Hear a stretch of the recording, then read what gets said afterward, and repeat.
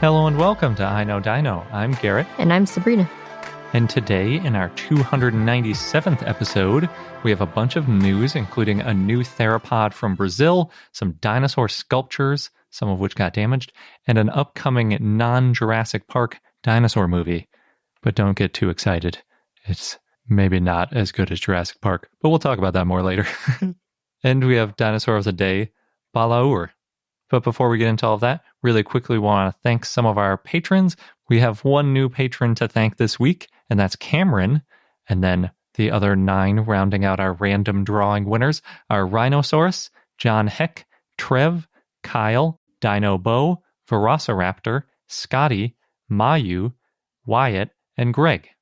Yeah, thank you so much, everybody. We really appreciate all of your support, and we've had a great time watching movies with you and, of course, catching up with you all on our Discord. So if you want to join our growing community, then check out our page at patreon.com/iknowdino. So jumping into the news, our first news story is going to be a new dinosaur from Brazil. It was published in Scientific Reports and written by Juliana Sayao and others. And in it they describe Aratasaurus museu nacionali. And Aratasaurus comes from 2 words in the Tupi language, which is the language that was spoken in Brazil prior to colonization, at least in parts of Brazil. Ara means born, and ata means fire. So it's something like dinosaur born from fire. Did it have something to do with volcanoes? No, but I like where your head's at. The species name will help clarify that.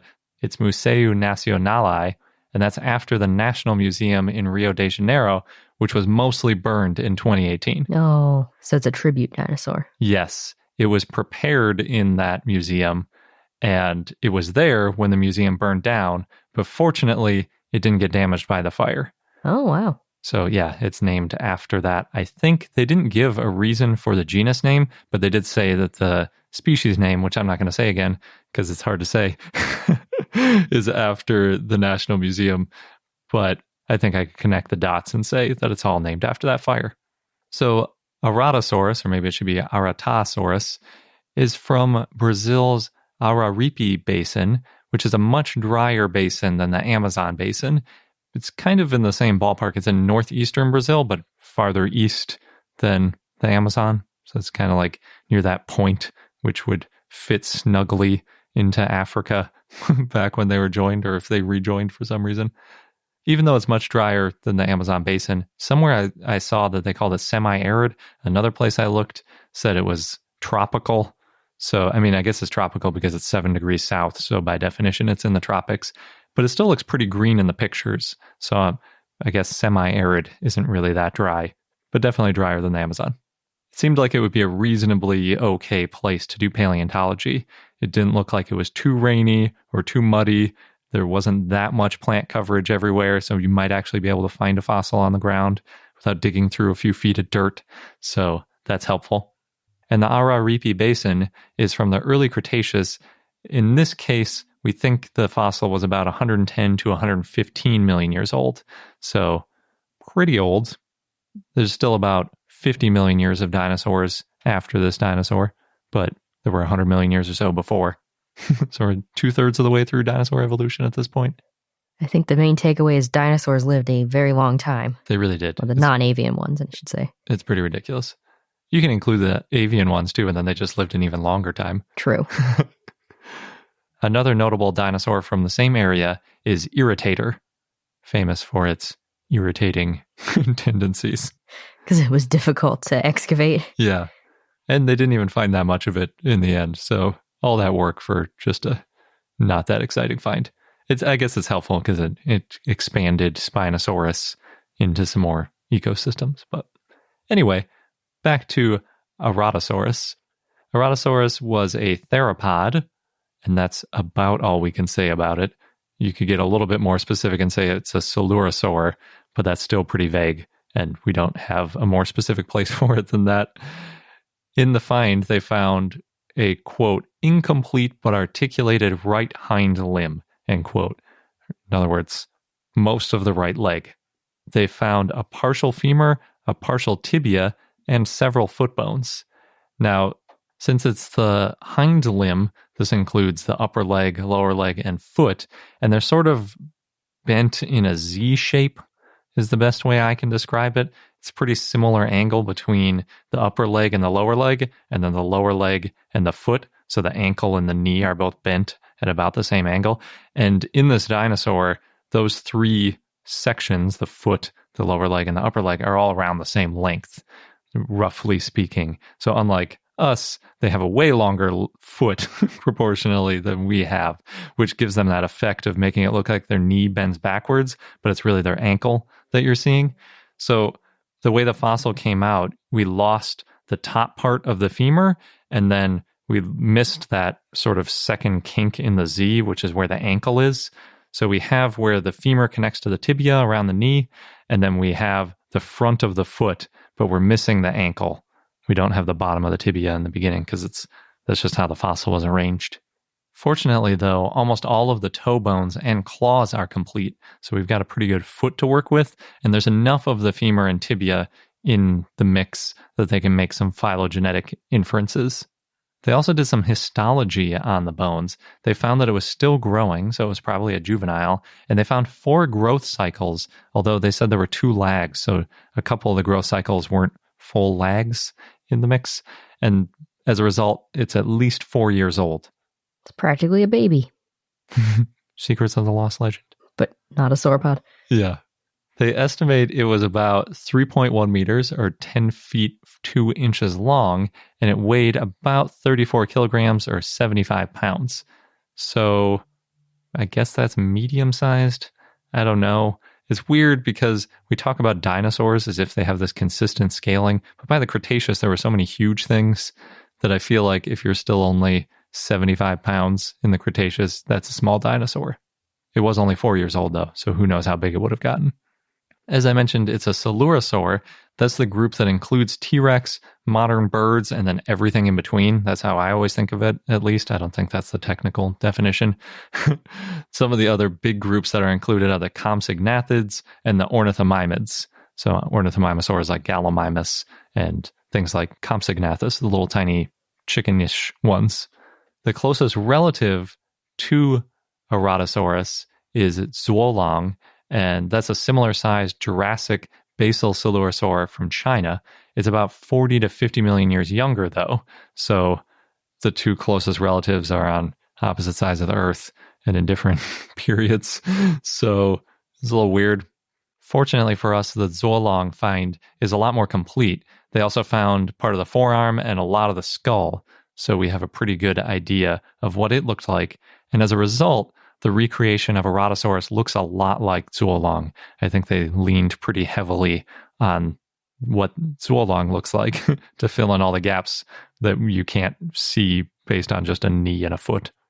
Weirdly, in their phylogeny, Zuolong and Aratasaurus are sister taxa in a very early branch of Coelurosauria with basically 40 to 50 million years of ghost lineage in between them. So you've got Zuolong splitting off from Coelurosauria not that long after Coelurosauria became its own group in the Jurassic, and then 50 million years later, we've got Aratasaurus in Brazil, and we don't know anything else.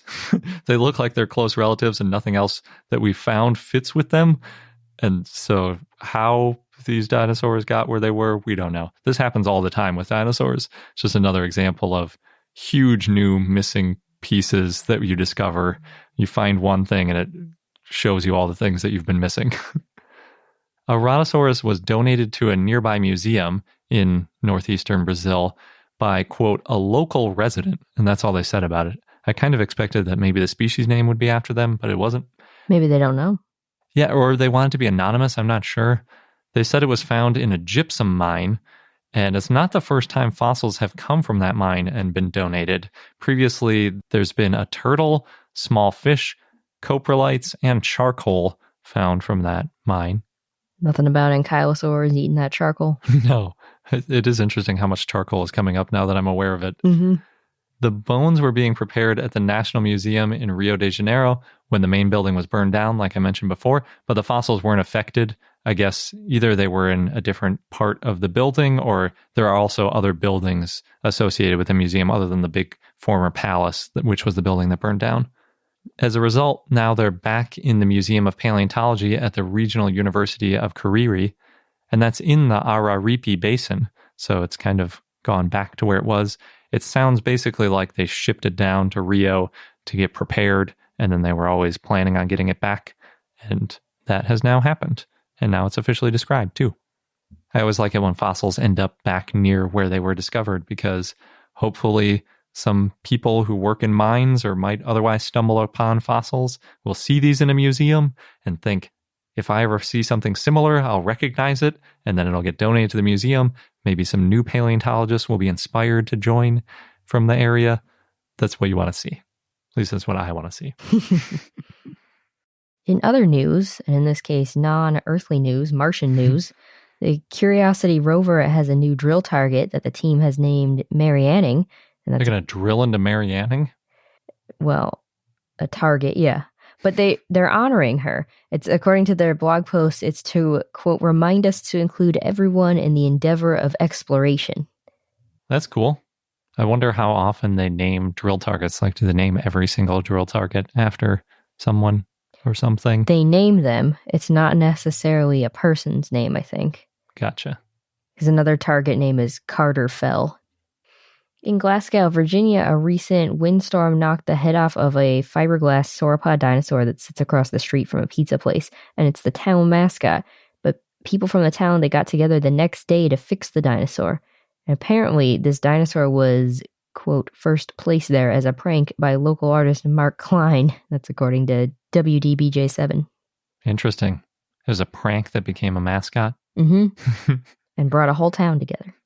ABC 10 published about how the Cabazon dinosaurs ended up on the I-10 in Southern California. We've talked about these dinosaurs before because they appear in Pee-wee's Big Adventure. I think the two most famous ones from there are Denny, the sauropod, and Mr. Rex. But apparently there's more than 50 dinosaurs, and they were built in the 1960s. It took them 11 years to build Denny out of concrete and rebar from the freeway. Yeah, resourceful. And Denny's 150 feet long. It cost $300,000 to build. And more dinosaurs have been added to the area since the 1990s, including some animatronic ones. In a recent photo, both Denny and Mr. Rex are wearing masks. So that's a lot more than I used to know about those dinosaurs.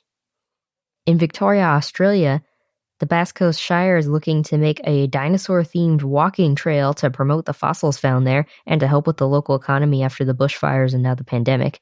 So there's also plans to have paleo art, a museum, and interactive displays. And the first dinosaur fossil found in that area was in 1903 at Eagle's Nest Beach, and then more fossils were found in 1978 by Tim Flannery and others. And two dinosaurs unique to that area include Quantosaurus and Gallionosaurus. The dinosaur theme walk will be about 50 kilometers. It would take 2 to 4 days to walk the whole thing, and there's plans to promote the history and culture of the indigenous people from the area as well, and the whole thing is estimated to cost $4.5 million. That's not so bad for 50 kilometers. Yeah. 50 kilometers is definitely way too far to walk in a day, though. Well, that's why they're recommending 2 to 4 days. Yeah, bring a tent. In media news, there's a new bee movie coming out. This is the one Garrett referenced earlier. It might actually already be out. It's called Ebola Rex. We watched the trailer. It's from SCS Entertainment, and it seems to be about a T-Rex that has been injected with Ebola, and now the city is in lockdown. I'm not sure what the plot is, but in the poster of the movie, there's a T-Rex chasing after people, and then behind them all are some explosions. It looks incredibly bad. Well, it's meant to be a B movie. Yeah, it's one of those things where it's like Snakes on a Plane. It's supposed to be goofy. Actually, I'm not sure if Snakes on a Plane originally was supposed to be goofy. I think Snakes on a Plane had a bigger budget and better graphics. Yeah. Our mentioning it is in no way an endorsement. Let's just put it that way. Just found it interesting. And last, the cute dinosaur theme park simulation game Parkasaurus will be getting a V1 release on August 13th. It's been in early access since the end of 2018. We've talked about this game before. It's really cute. The dinosaurs are colorful, and I think you can give them hats to wear. That's the key, the hats. Yeah. How about glasses or little people outfits? I'll let you know after August 13th. And now onto our dinosaur of the day, Balaur, which was a request from Tyrant King via our Patreon and Discord, so thank you. Balaur was a theropod that lived in the Late Cretaceous in what is now Romania in the Hateg Island, and it's similar in size to Velociraptor. It is estimated to be around 5.9 to 6.9 feet, 1.8 to 2.1 meters long, and it had these two large retractable sickle-shaped claws on each foot, which is different because Velociraptor, for example, only had one.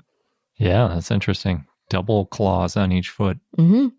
It re-evolved a functional first toe to help support its weight, which also had the large sickle claw. And this first toe rotated forward and supported the second sickle claw. Balaur had short, stocky feet and legs and large muscle attachment areas on the pelvis, so it was probably strong but not that fast. The limbs were proportionally shorter and heavier compared to its relatives. The curved toe claws are not too curved. They're actually less curved than dromaeosaurids, but they're similar in shape and curvature to Mesozoic birds.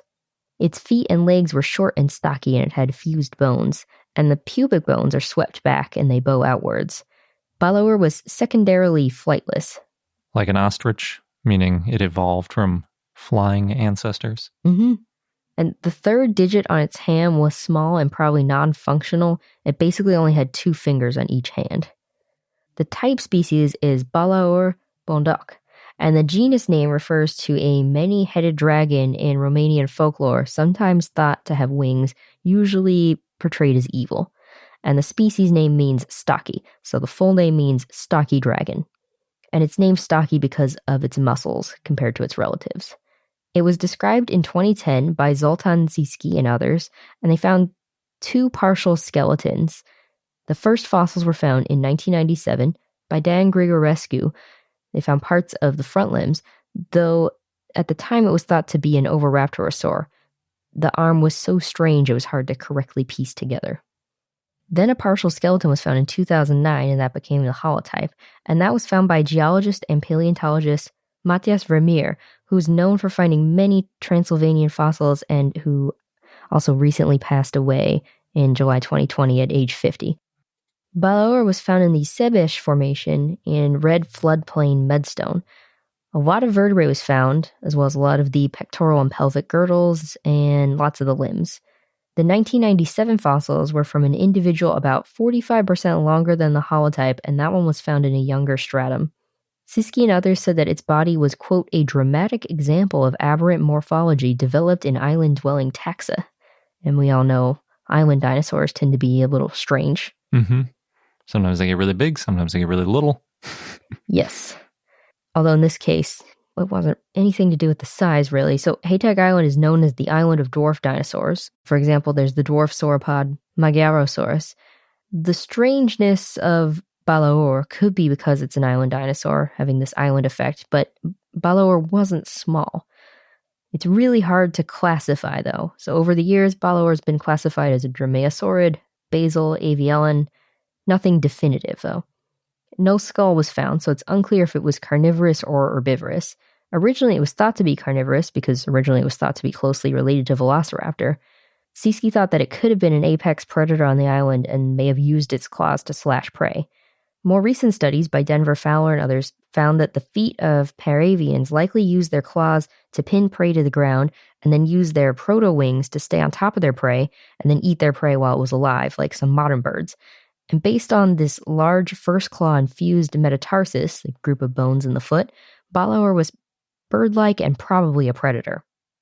Andrea Cow suggested that Balaur may have been an omnivore or herbivore, however, and that's why it had these strange features. So one example is it's missing the third digit, finger on its hands. Balaur was also short and stocky with a wide pubis, so it may have had large intestines to digest plant matter, and then the claw and large first toe could have helped support its weight. Cow called this the Dodoraptor model. But after Fowler's research, Cow said that Balaur may have been a predator. Dodoraptor. Yeah, it's a good name. However, in 2015, Cow and others did a phylogenetic analysis, and while inconclusive, they found that Balaur was closely related to avialan herbivores, such as Sapiornis and Geholornis, and that the broad pelvic canal and other features were, quote, a combination of features convergently acquired only by the non-predatory clade Therizinosauridae among Mesozoic theropods, end quote, and that Balaur may have been herbivorous. So now we've brought Therizinosaurs in, Everything's strange. Yeah. It's the Therizinosaur of Het Tag Island, perhaps. Maybe. Those extra claws on its feet were just for defense and not for attacking things. So Balaur's hands were atrophied, so they weren't very useful, and they would have used its feet to get prey if it did that. The claws may have helped it with climbing and perching, so not for slashing prey. And it had a lot of bird-like features, like the fusion of its limb bones, the big first toes, and the first toe claw being similar in size to the second toe claw. So it's either an herbivore or a carnivore, and it either used its extra claw for hunting or not. And it might have been an omnivore as well. No skull makes it very difficult to know. And our fun fact of the day is exploring a little bit more about ghost taxa, because I mentioned them a couple times earlier. So ghost taxa exist in virtually every animal group, and it's basically any gap in the fossil record. Real quick, just to clarify between ghost taxa and ghost lineages. So ghost taxa is kind of a broad term, and it can be gaps in the fossil records of any group of animals. So it could be a really large group, like, say, Dinosauria, or it can be a really specific group like Tyrannosaurids. But ghost lineages, according to some people, is only for direct descendants or anagenesis, where one animal is evolving directly into the next, and you're looking for all of the gaps to get filled so you see exactly what this animal evolved from. But in practice, I think most people use the term ghost lineage to mean any kind of ghost taxa. I hadn't really seen ghost taxa too much before investigating this. So, as I mentioned before, there was a 40 to 50 million year ghost lineage or taxa before Aratasaurus back to some unnamed basal coelurosaur group, which is a pretty long one, 40 to 50 million years, and we don't know anything about what animals were evolving in that time period. But there are tons of these in the paleontological record. There used to be huge gaps between early tyrannosaurs or tyrannosauroids in China and their later much larger tyrannosaurid ancestors in North America, but they've been shrinking all the time with new finds. So now we're down to about 10 to 20 million years of ghost taxa gap at the widest gap in their evolution. My favorite example of a ghost lineage or ghost taxa isn't a dinosaur at all. It's the coelacanth. You may be familiar with them. They're lobe-finned fish.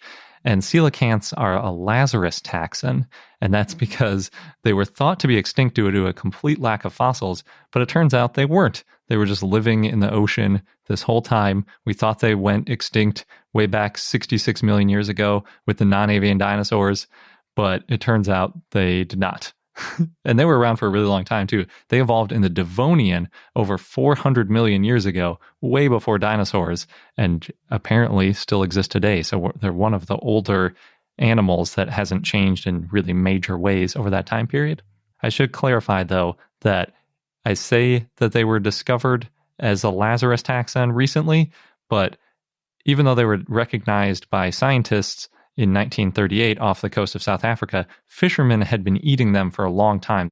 They just weren't talking to the paleontologists who were studying coelacanth evolution and, couldn't find any fossils after 66 million years ago. It was just a different group of people down in South Africa that were eating the coelacanths, and they weren't talking to each other. So thus, you have a Lazarus taxon.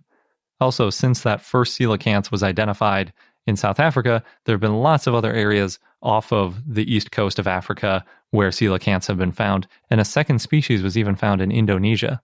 One of the reasons I think coelacanths are so cool, and the fact that they still exist is so cool, is because they're lobe-finned fish. The thing that makes the lobe fins on coelacanths and lungfish different than the ray fins that you see on most other fish, like something you might have in an aquarium, is that they actually have bones in them, and eventually, in the case of animals like Tiktaalik, they evolved into limbs that were useful on land and eventually into tetrapods and dinosaurs and humans. So coelacanths are sort of, in a way, closely related, or at least closely resemble the ancestor of humans and dinosaurs. It's a pretty cool little weird side fun fact. But I want to point out that we're not going to find non-avian dinosaurs hiding somewhere. One of the dinosaur documentaries we watched recently with patrons talked about how maybe there are dinosaurs hiding somewhere in the wilderness that nobody's noticed and things like that. But the difference here is those coelacanths were known to humans and were consumed by humans even. So something that's much larger and on land isn't going to be able to escape human detection when there are 7 billion of us and satellite images and all sorts of stuff. If there were non-avian dinosaurs that survived the Cretaceous extinction out in the world somewhere, we would have found it by now. And one last quick aside, ghost lineages also apply to human evolution, but for some reason with humans, they're usually referred to as missing links. And every new fossil in terms of human evolution creates 2 new missing links because you're basically splitting a ghost lineage in half. But as a result, it shortens the ghost lineages. So I think ghost lineages or ghost taxa are a much more useful concept than missing links because it helps to show how much of a gap in knowledge we have. If you count up missing links, the more knowledge you have, the more missing links you're going to have. Like however many taxa are between Aratasaurus and Zwolong in that 40 to 50 million year gap, right now you might just classify it as one missing link if you're talking about human evolution. And then if you found a new species in the middle of that gap, you'd be like, oh, now there's 2 new missing links. But really the ghost lineage is shortening, and that's the important thing, that we're filling in those gaps of evolution. So even though we'll never find every missing link, as we shorten these ghost lineages and find out more about evolution, we learn a lot more, and that applies to everything, whether it's humans or dinosaurs or coelacanths. It's all good stuff. And that wraps up this episode of I Know Dino. Thanks for listening. Don't forget to subscribe so you don't miss out on any new episodes, and join our growing community at patreon.com/iknowdino. Thanks again, and until next time.